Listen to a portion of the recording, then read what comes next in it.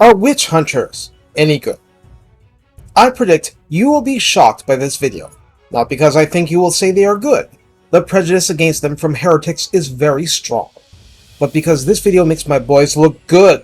Totally besides that, the gaming world is sleeping on the power of accusation in the right army. What's the right army? Watch on, Sigmarites.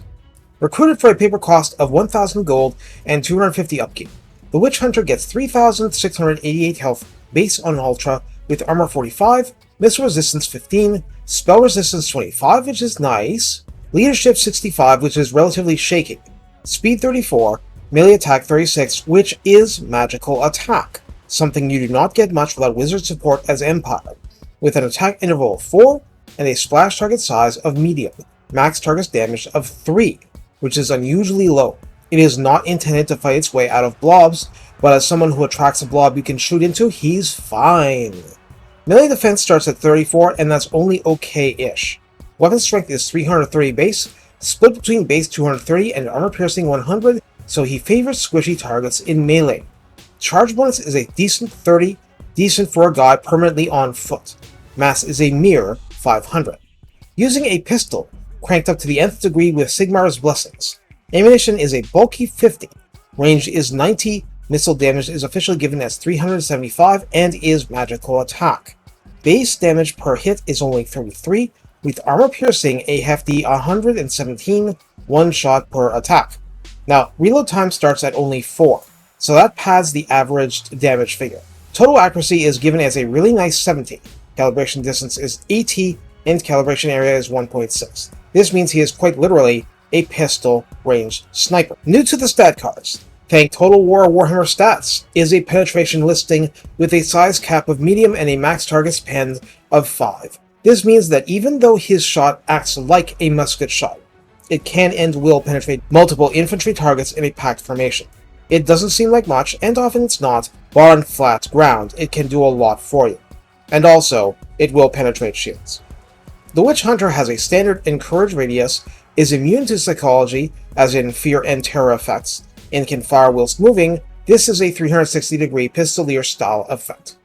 As an embedded hero, he gives you Scavenge, which increases post-battle loot for your army, much as the Morngul Hunter did for Vampire Coast.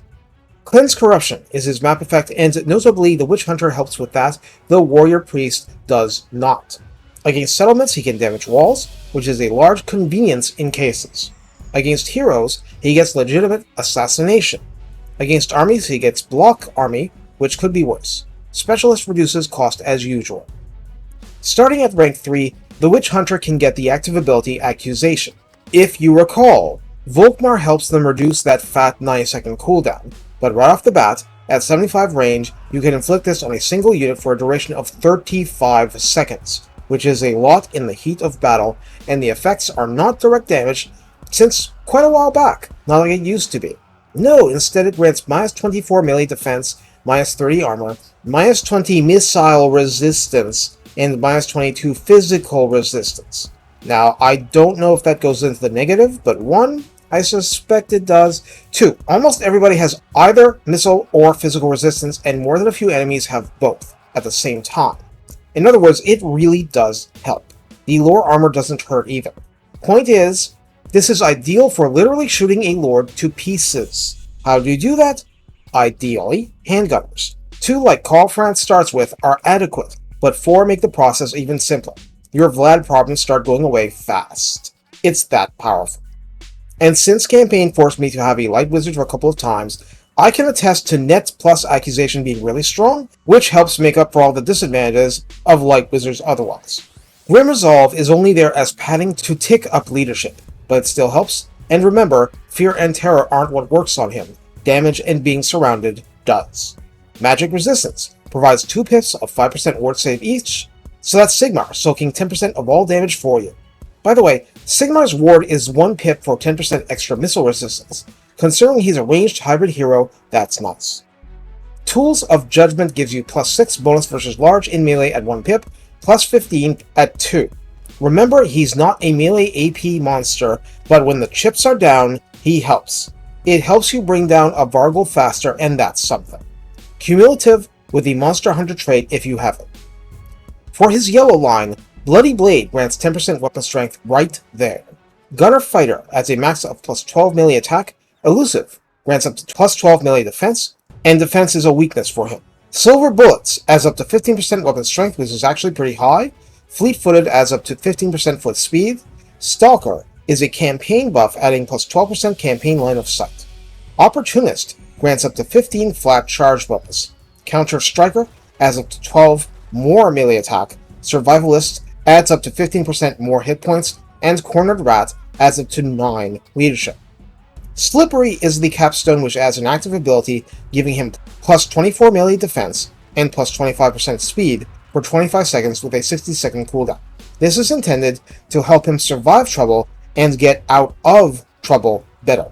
Keep this in mind, this is without Volkmar help, and without items, ancillaries, and so forth. So we get to that time again. How do we use Witch Hunters? Well, for Call France with handgunners that France himself doesn't buff, let me tell you, my one Witch Hunter was flat out amazing at organizing the firing line to melt lords for me. You can't always be that lucky because certain ones play hard to get, but it was highly welcome, and considering the shortcomings of the unit, he wasn't anywhere near as bad as I feared, surviving being blobbed by trash to mid-tier enemies so that they could be shot, or even better, with Banishment plopped on top of them.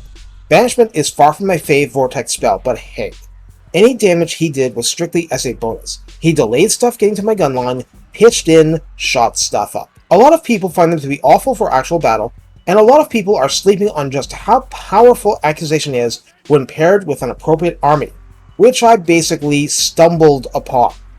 If you're trying to skirmish an army with more speed than the Witch Hunter, which is extremely common, you need a plan to wipe out the enemy's high-speed units, or you need to use him in coordination with the army like I did.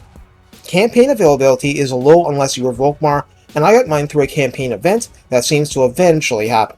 If you don't have one, a Tier 3 tavern will let you recruit the one.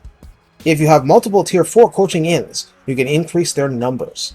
If I had lots of money to just unleash one and try to use assassination left and right, I might have done exactly that, but it wasn't my situation.